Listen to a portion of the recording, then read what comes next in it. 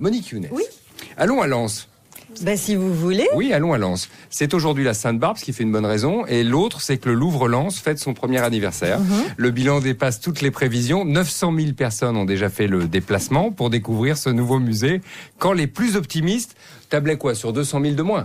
Mais oui, 700 000 visiteurs. On disait personne n'atteindra ce chiffre-là. Parce que le pari du Louvre-Lens n'était pas gagné. Le musée a ouvert ses portes dans une région qui comptait déjà 46 musées nationaux et 140 centres d'intérêt culturel. Et s'il a attiré autant de monde, c'est grâce, comme vous le savez, à la qualité des œuvres et aussi à la manière dont ils sont exposés.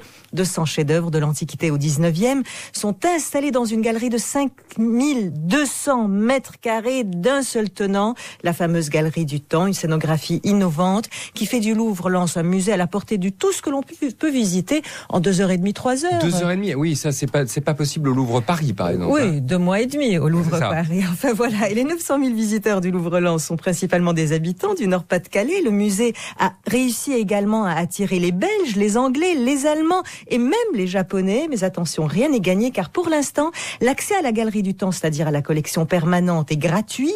Il le sera encore en 2014, mais ça ne pourra pas durer toujours. Le président du Louvre, Jean-Luc Martinez, en est conscient. Un musée comme celui-ci, son succès ne sera mesurable qu'au bout d'un cycle de 3 à 5 ans. L'idée, c'est pas simplement de faire que les gens viennent au musée, mais qu'ils reviennent au musée. Alors, comment les faire revenir ? D'abord, en fêtant cet anniversaire, c'est-à-dire tous les ans, nous allons renouveler l'offre, puisque le principe très original de la Galerie du Temps, c'est que tous les ans, entre 15 et 20 œuvres quittent les 6 messes du Louvre-Lens et sont remplacées par de nouveaux chefs-d'œuvre.